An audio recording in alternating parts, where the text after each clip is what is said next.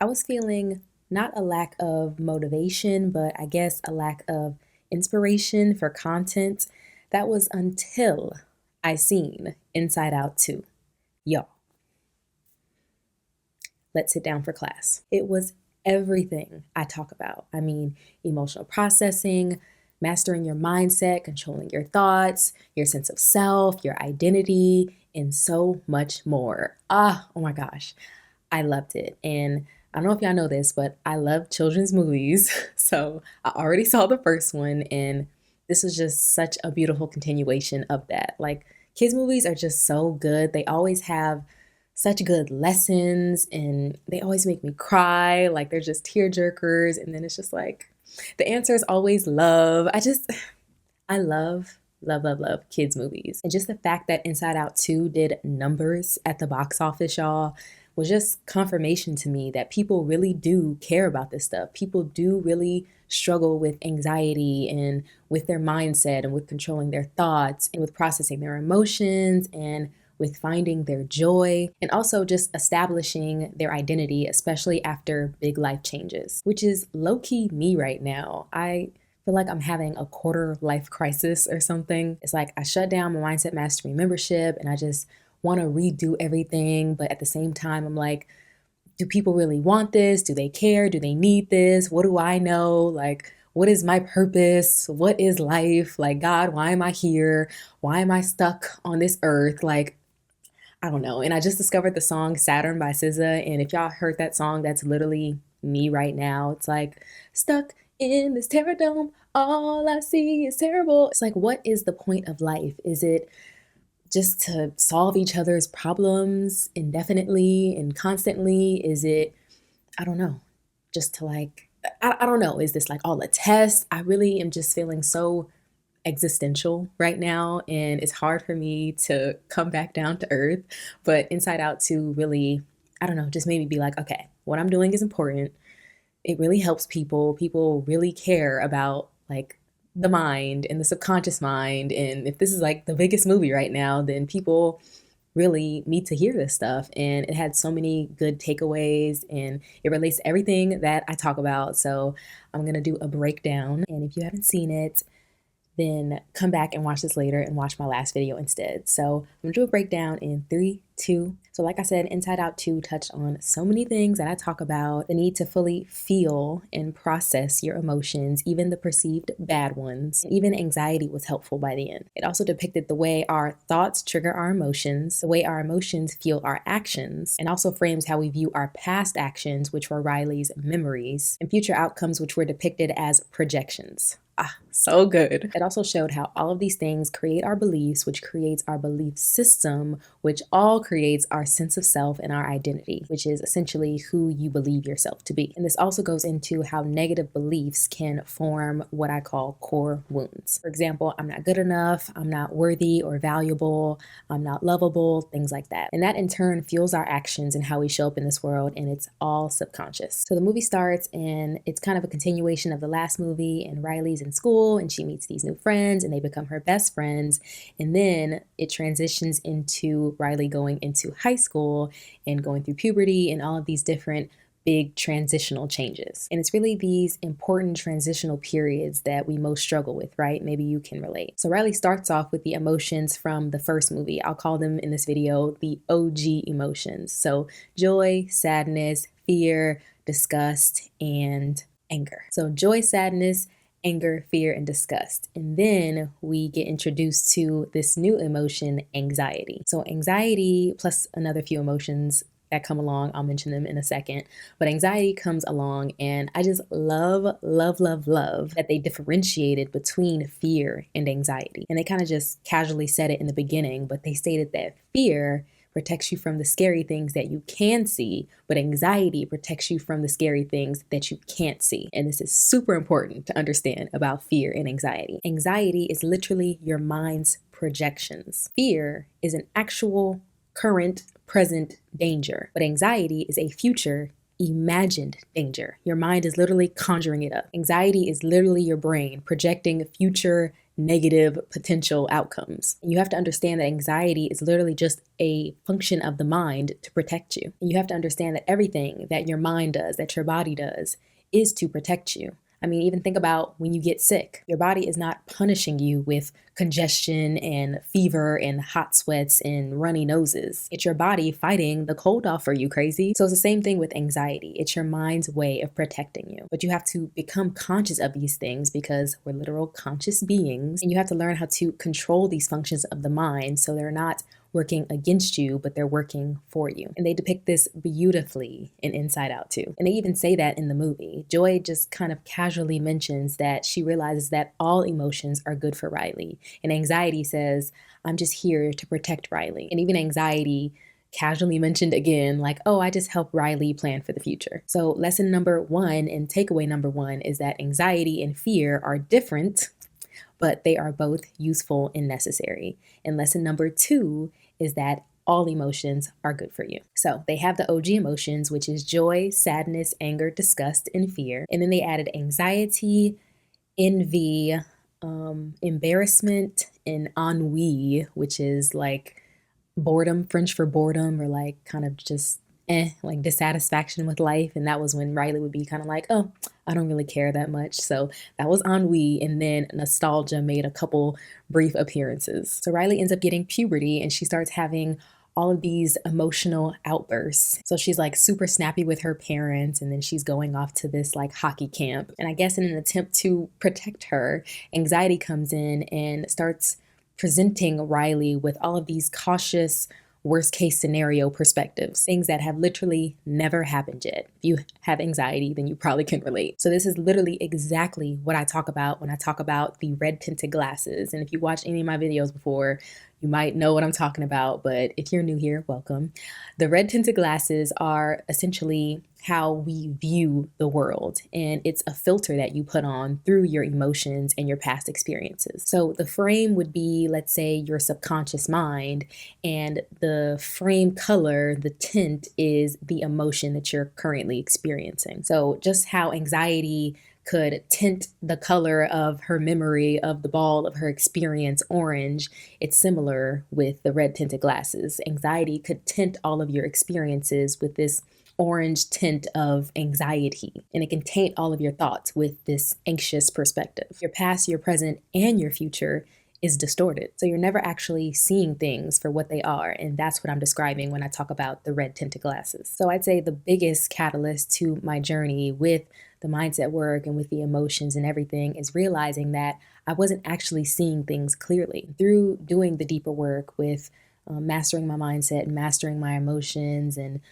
uncovering all of my core wounds and everything that I talk about, it truly started with my emotions and noticing that I had disproportionate emotional reactions to seemingly innocuous situations. I had to realize and become aware, self-aware, that people weren't purposely trying to leave me out or make me feel inadequate or make me feel unworthy or upset me. But that was the lens that I was personally viewing things through. That was my red tinted glasses. So instead of, let's say, for example, two of my friends wanted to hang out with each other and spend some quality time together, my red tinted glasses that I put on would make me feel like they were leaving me out or abandoning me, and that they were doing it on purpose, and that I was unlovable and unworthy and no one wanted to be around me.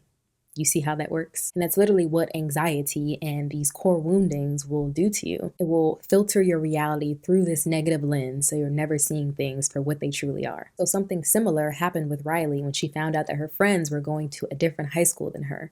And so she started acting differently and started being motivated from this place of anxiety because she didn't want to be alone and without friends again. And if you saw the first movie, you would know that she moved from out of state to San Francisco, which, fun fact, is where I'm from the Fillmore. But that's neither here nor there. She moved states, so she kind of had to abandon her whole old life back in Minnesota. I don't know. She had to abandon her whole life and move to a completely new state and kind of like start all over, start from scratch. Maybe that's why she started acting so erratically when she found out that her friends were going to a new school. She started treating them differently. She started leaving them behind, and she started acting really weird with the high schoolers and trying to like kiss up to them. So in her mind, through the filter of her past experiences and through anxiety, she felt that she had to make this, intentional, kind of desperate effort to fit in and make new friends, or else she would be all alone. So they did a great job in the movie showing that the emotion of anxiety will make you act out of character. And this is exactly where thought spirals come in. And I talk about this a lot. With anxiety comes all of these thought spirals, and we don't even realize a lot of times that, if we are getting a panic attack, it's a result of our constant thoughts and our ruminating thoughts and our negative thoughts and our anxious thoughts that are just kind of pounding in our head over and over and over. And it just gets worse and worse and worse. It's literally a downward spiral. So Riley started having these thought spirals, and anxiety, the emotion, showed it. It was like, Riley has to be great at hockey or she's not going to make the hockey team. And then she won't have any friends. And then she'll sit at the lunch table and she'll be all alone. And I don't know, who knows how it ends. Usually with my thought spirals, it'll end with and then I'll die. If I have no friends, if no one loves me, if I'm not perfect, if I'm not this, if I'm not that, I will end up alone in 6 feet under. That's how intense these thought spirals are. And that's why people get these anxiety attacks, because it's I'm going to die. I'm going to die if I don't do X, Y, and Z. So when you're having these thought spirals, and this is a really good exercise to do, when you're having these thought spirals, it usually ends up with I'm going to die. But during this course of thought process, it's really helpful to go through the whole thought process, because it will start to uncover some of those underlying beliefs, some of those core woundings and traumas, and it will really get to the root of the issue. It might go, I have to make $10,000 a month. And it's why do I have to make $10,000 a month? Well, if I don't make $10,000 a month, then I'm not going to be successful. Okay, why am I not going to be successful? I'm not going to be successful, and it might mean that I'm going to be a failure. Okay, well, what does that mean? You're going to be a failure. Well, if I'm a failure, then I'll disappoint my parents. Okay, what happens if you disappoint your parents? Oh, well, if I disappoint my parents, then they're going to disown me. And then what happens if they disown me? If they disown me, then I'm going to be all alone. And if I have no parents, then I won't be able to walk down the aisle and get married. And then I'm not going to be able to find a good partner because I'm not successful, because I didn't make $10,000 a month. And then I'm going to be alone forever, and then I'm going to die. That's how intense it is, but that's how these thought spirals are when you have anxiety. So just going down the process, and then, of course you end up at I'm going to die. But if you go through the process, it can really help uncover some of these core wounds that you might have, some of these limiting beliefs that you might have, and some things that are probably fueling you to do some crazy irrational things, like being mean to your friends and ditching them for new people, because you feel like you're going to be all alone if you don't make new friends and make the hockey team and have this group of people to be around in high school, So try that exercise the next time you're having an anxiety thought spiral, and use that, maybe even journal and write it down to start to uncover some of those core wounds and some of those traumas and some of those belief systems that might be fueling some of your actions. And this is how you really tap into the deeper work, the deep mindset work that uncovers some of these behaviors, and you kind of really dive deep into your subconscious mind, which is where all the juicy stuff is. It's all hidden in there. And then you might not even know why you're being driven to do certain things. You might not know why you're driven to be successful, or why you're driven to be skinny, or why you're driven to, consume and buy all these clothes and all this makeup or something. You might not know the underlying drivers of your behaviors and actions, or even things like being an entrepreneur or being married or things like that. You might not understand why you have some of these deeply, emotional beliefs and drivers. I need to be married by a certain time, or I need to be an entrepreneur, a successful entrepreneur immediately, or I need to, you never know what the rush is or what the anxiety is trying to push you to do something that probably isn't really as important, or not important, but as intense as the driver is for you. You might not know why. And that was what Riley was showing in the movie. It's she has this intense need to score three scores in the hockey game, to make the hockey team, so she could be friends with these people and make the team, and so she wouldn't be alone, and so she would, over the course of the movie, it uncovered all of that. But that was kind of deep mindset work that she was doing throughout the movie. And Oh, it was just so good. So that's like lesson number 3, is that these thought spirals are creating these emotionally driven behaviors and actions. And unless you like really dive into your subconscious mind, you won't really, like, it's easy to go unnoticed. It's easy to go uncovered. So this whole movie was just like a beautiful demonstration of how the subconscious mind works. So in the next part of the movie, anxiety ends up kicking the OG emotions out of headquarters, and she ends up hijacking the control station. So she's now in control of Riley, and she sends them out into, like, I don't know, the land of the subconscious mind and like archived memories or something. So anxiety is now keeping Riley up super late, feeding her with all of these worst case scenarios. So anxiety is essentially calling back to this land of the subconscious mind and has all of these like little minions pulling up all of the worst case scenario possibilities. And the OG emotions end up going into the room and like being like, oh my God, they're using Riley's imagination against her. So Joy ends up taking over one of the stations and she ends up drawing a good projection. And anxiety was like, no, we wanted like the worst case scenarios. And Riley's like staying up thinking all of these bad things. And then Joy sends her a good projection and she ends up being like, and this is literally what I tell you guys to do. Like in the middle of all of these negative thoughts and projections, it takes exactly the same amount of energy to think of something negative as it does to think of something positive. So you might as well think of something positive and not torture yourself with your own thoughts from your own mind. So lesson 4 is visualize positive outcomes. And that is a big part of anxiety, is like not only like there's no fear, right? Because there's no actual danger, but there's like this imagined projected danger that you're creating in your mind. So in order to stop anxiety in its tracks, throw in a little like best case scenario thing. Ask, what will be the best possible thing that could happen? Do not always visualize the worst case scenario for everything. Just like trick your mind a little bit and throw in a positive best case scenario projection. So visualize positive outcomes. And that is the beauty truly of mindset work. Is, I don't know if you guys know this, but you can actually rewire your brain to start to focus on more positive things instead of negative things. So your brain can be trained to think of positive best case scenarios instead of negative worst case scenarios. And you literally can rewire your brain just by becoming conscious of your thoughts and becoming self-aware and thinking of your thoughts, if that makes sense. You like think about how you think, and then you can retrain and rewire your brain to automatically think of positive things. So your brain will start to automatically course correct and reframe and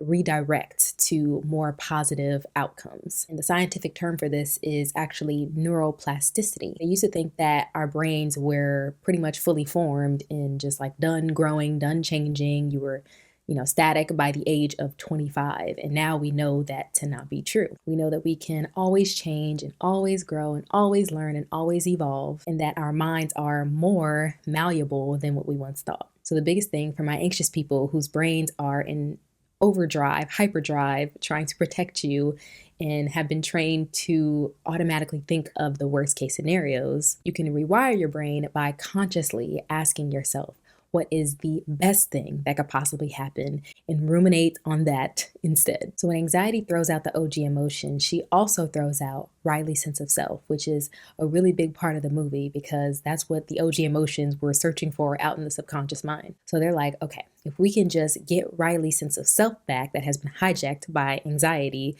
then we can restore Riley to her original self. And my favorite part of the movie is when they actually return with Riley's sense of self, because it just touches on so many, I guess, underlying root issues of anxiety, which is like perfectionism. And I don't know, it just really illuminates how to finally release anxiety for good. So when they finally get back to the headquarters with her sense of self and they face anxiety, she's essentially giving Riley like an anxiety attack, because through this crazy chain of events, she's essentially making Riley lose herself through this end goal of making the hockey team and becoming a firehawk. So she throws out her old sense of self, and she has, through all of these different belief systems that anxiety is like putting down there, she forms this new sense of self and this new, what I call a core wound, which is I'm not good enough. So in Riley's head, she's just thinking over and over again, I'm not good enough, I'm not good enough, I'm not good enough. And she's having a literal anxiety attack. So anxiety is literally running around the control center and creates this crazy tornado storm because through her obsessive need to control everything and anticipate every single thing, she ends up losing control, which is literally another lesson that I say all the time is that you cannot solve a problem from the same level of thinking that created it. So if anxiety created the problem, anxiety can't solve the problem. So controlling more things is not going to help you gain control of your life, if that makes sense. So anxiety is spiraling and riling up a tornado at the control center. And then there's this really emotional moment where Joy goes into the tornado and she's like, you don't get to choose who Riley is. Anxiety, you need to let her go. And it was just like so emotional, like it was just too much. So she lets her go and then Riley like tackles her out of the tornado. And then they finally are able to remove this old sense of self, this old core wound of I'm not good enough. And then they end up putting back the old identity and sense of self, which was I'm a good person. But for some reason, it wasn't effective. And then anxiety is like, oh my gosh, I'm so sorry. I was just trying to protect Riley. But now I know that we can't determine who she is. And then I think at that point, Joy realized that she's like, oh, I'm essentially trying to control who Riley is. And so she ends up removing the I'm a good person sense of self. And through all of those different life experiences and all these different beliefs and all these situations, Riley ends up building like this more robust sense of self because it was like, I'm not good enough. And then it was like, I'm a good person. And it was like, I'm selfish because she was being mean to her friends. And, you know, it had all these different beliefs. And essentially she became, I guess at the end, a more well-rounded, robust person with a really strong sense of self and identity.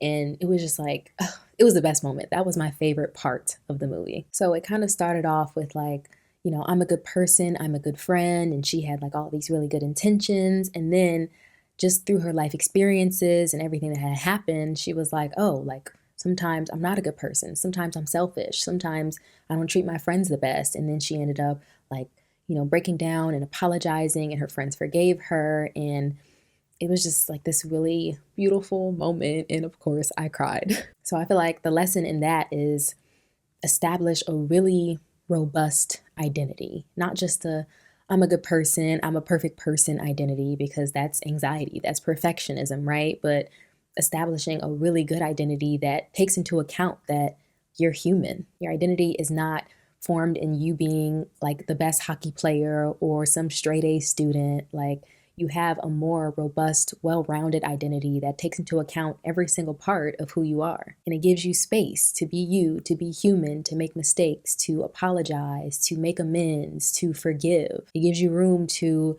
you know, exercise because it's good for your body and for your health and for your mental. And it also gives you space to veg out for 2 days on the couch if you want to. And it also gives you space to start that business if you want, because you have a lot to offer and you want to give something back that's really good for people, or to even stay at the job that you love because you love that job, or to go to college or not to go to college, or to be a doctor or a lawyer or a stay-at-home wife or a stay-at-home daughter, and to just do exactly what aligns with your heart and what God is telling you to do at any given moment in time, and to stop comparing yourself to everyone else, because that is an unfair comparison, because everyone started at different places and are at different times and spaces of their journey at any given point. God made you uniquely you, so stop comparing yourself to other people's journeys, because it will always, always rob you of your joy. So create an identity that is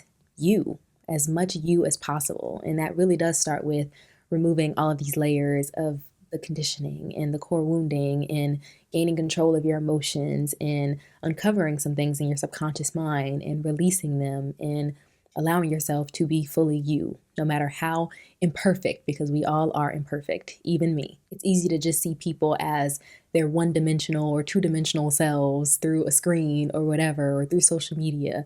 But just know that everyone has an identity that is imperfect. We are imperfect, flawed human beings. And just know that you are a good person, but sometimes you might be the villain in other people's stories, that you might have some self-improvement to do and you might have some work to do, but you are not broken. There's nothing wrong with you, and release all of that perfectionism BS. You are infinitely loved and you are exactly where you need to be right now. Trust me. And if you're chasing something like Riley was chasing becoming a part of the hockey team and becoming a fire hawk because she felt like, okay, now if I do this, then I won't be alone. Or if you believe that when I get that promotion, then I'll be respected. Or when I make more money, then I'll be loved. And then I'll be able to be happy. And then I'll be able to be successful. That time will never come. You will always be chasing something that will never ever arrive. And that's why you have to just be in the present moment. This is like peak radical acceptance, peak detachment, like all of the things. And this is the key to releasing anxiety for good. You now have full permission to stop chasing and to live in the present moment. The present is all you will ever really have. And if you keep chasing some future unattainable accomplishment and then you'll be happy, you will always be chasing and running towards some future destination event at the peak of the mountaintop that just doesn't exist. You will always be waiting to feel worthy and lovable and enough, and you will never, ever, ever be in the present moment and actually be content. That was really like intense, but getting back to the movie, some other honorable moments and honorable mentions is when Joy was really sad out in the subconscious mind and she was just like, maybe you don't need as much joy when you're older. And that was what anxiety said to the OG emotions. She's like, oh, well, Riley needs more sophisticated emotions. And then they were like, you can't just bottle us up. And she was like, oh, that's a great idea. And she like grabbed all of the OG emotions and like bottled them up and like sent them out into the ether. And it was like, oh, that just made me so sad. Like it made me want to cry because I'm just like, that's just how so many adults feel. They feel like they just can't find their joy anymore. It took so much inner work for me to get back to that place where I'm like outside doing cartwheels and I'm like playing in the mud and I'm just like running around with my nephew and just having fun again. That childlike state that we used to have. You really have to shed all of this trauma and wounding and all of these layers in order to get back to that like inner child where you weren't so in your head and you're just like in your body, in the present moment, having a good time, just soaking in the sun. You have to give yourself those moments because as an adult, it really seems like that. Like maybe we just don't have as much joy. Maybe this is just life. And I promise you, if I'm even an example, it's possible. It's possible to get to a place where you're not depressed, where you're not anxious, where you're not stressed out, where you're not feeling unworthy and unlovable and all of this heaviness. So I wanted to add a couple things that can help you find your joy again. And my number one thing is do less. Like, do less stuff. Most of the time, our attention is so fragmented by social media and this constant like hustle. I don't know what it is, this like rush. It's anxiety. It's like collective consciousness, pervasive anxiety that everyone has. So in order to combat that, just do less stuff. Instead of scrolling and watching a video and doing all this different stuff, like just do less. Do less and your brain won't be so jumbled and hyperactive. I just got off social media and I have not felt this at peace and this content since the last time I've got off social media. Like seriously, it's really done wonders for my brain and getting out of that habit of just constantly looking at your phone or constantly viewing things in a way that is like, is this aesthetic? Is this aesthetically pleasing? Is this fitting to go on my feed? Always feeling like I have to take a picture of something. I was talking about that neuroplasticity earlier. It probably really has rewired my brain in a way to where I'm just happier. I'm happier, I'm less stressed, I'm less anxious. So maybe try getting off social media. I mean, I don't know. I'm just saying it worked for me. And you just end up having so much peace and I don't know, just more time for stuff, more time for self-care, more time to think like, what do I like to do actually? Not what's popular on social media. What do I like to wear? What do I like to watch? You just have way more time to spend with loved ones. Like, that's the best thing. Take it from someone who moved away at 17 and joined the military and like literally left the continent. I value family more than I ever have before. And, I did all my inner work and I healed my relationships to men and with women, some of those strained relationships that I had with like my mother and father. It just completely changed the way I related to people. And it's really positively affected my relationships so much, especially with my family. So those relationships are, even though we had conflict, they're stronger than ever now. And I can attribute that to me doing this mindset work and me doing this emotional processing and regulation work and shedding all those layers and healing all those woundings and traumas and stuff, you know? So now I have so much more time that I spend with the people who really matter. And that's really all we're going to have by the end, you know? Like Gen Z, we have the highest, I'm Gen Z, we have the highest screen time of any of the generations. I think it's like 7-8 hours a day we spend looking at screens. And I feel like one day we're all going to look up in like a daze in a fog and just be like, where did our lives go? Where did the time go? Was it all just spent trying to curate an image, curate a brand, curate how we are perceived, like, you know? And this is why I spent so much time off social media. This is literally the first video I've created since February, like crazy. But it's good. Like, it's good to disconnect sometimes. It's good to not always be beholden to content in social media and consuming and ingesting content and constantly creating content, you know? So I don't know. Try it. Try to get off social media and spend more time with real humans, because we're all looking for connection and all we're getting is false connection. And I think about this even with the Inside Out 2 movie. The coach took Riley's and all the other people in the hockey camp's phones. And I was just thinking, would she have been able to process all of these emotional changes and internal and external changes going on if she was just able to open her phone at 1, 2, 3 a.m. and just scroll TikTok for a few hours? You know, like, would she have been able to even do all the processing and, you know, create this new identity and sense of self and apologize to her friends and create these stronger relationships with them? Like, would she have even been able to fully process all of these things if she was just able to numb her emotions by opening up her phone and like getting a quick little sugar hit of laughter and like distraction? Being off of social media these past few months has really shown me how much time I was wasting in devoting. Essentially, I'm using, we only have so much hours in our life. We only have so many days, so many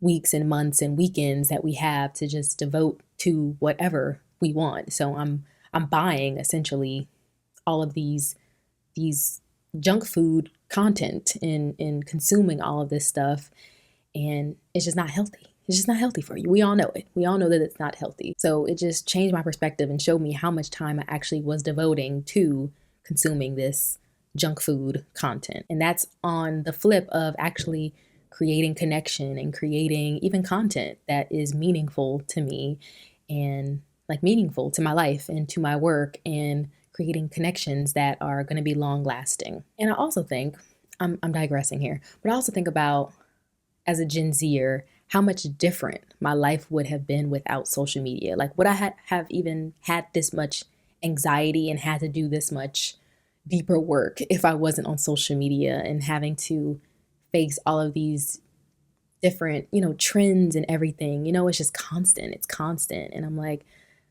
I've been on social media since I was, I don't know, like 8. Like, I was on MySpace, I was on Facebook.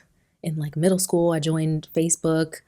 Then it was Instagram and Snapchat and then Twitter and then Instagram again. And now it's TikTok. Like, I have been online my whole life, essentially, with minimal breaks. Like, the last time I took a break was in 2019, and that was after I got back to the States. And that was also a really peaceful time in my life, now that I think about it.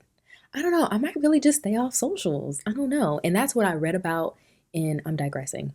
Oh my God. But listen, real quick. That's what I was thinking when I was reading Deep Work, and he was like, only a certain amount of people are going to be able to just like get off social media completely. Because the guy who wrote Deep Work, Cal Newport, he's not on social media. So I don't know. I think it really will improve a lot of people's anxiety and just depression and state of mental health if they stopped being on social media for so long and like actually went out and created real meaningful connections. It's just how they said we used to keep up with the Joneses and it would be your next door neighbor. And now we're keeping up with the Joneses of everybody. We're keeping up with the Joneses of everyone that we can see across the world. And you're facing so many different opinions, so many different lifestyles, and it really distorts the way you perceive your own life because you're like, why is everyone on vacation? Like, why is everyone on vacation? Why is everybody rich? Why is everybody millionaires? Why is everybody influencers and content creators? And why is everyone, it just makes you think that everyone is something when really your algorithm is just constantly feeding you a lot of the same thing. So you might not know any influencers in real life who are making money or having brand deals or any of these things. They're probably all like in LA, and you're probably in, I don't know, Michigan or something. But it's like, it distorts your perception of reality. So yeah, get off social media for a minute. That's my prescription. Get off social media for a while and you will be much less anxious and much more happy. So like I said, do less, go outside more, go on some nature walks, go on daily walks, sit in silence for at least 15 minutes a day. I sit in silence for hours really now that I'm on social media, but I built up the muscle. So you can just start with 15 minutes a day. You can do whatever you want during that time. You can meditate and focus on your breath. You can pray. You can, start journaling if you get bored. You can draw. You can talk to your creator. Just 15 minutes a day will make the biggest difference, and try to lessen your screen time. If yours is like the Gen Z's is 7 to 8 hours a day, try to do half of that. Try to do 4 hours a day. That's your challenge, and come back to this video and comment and let me know if that actually made a difference in your life. I actually read something that said that Netflix, they said their biggest competitor is sleep. So, yeah, get some more sleep.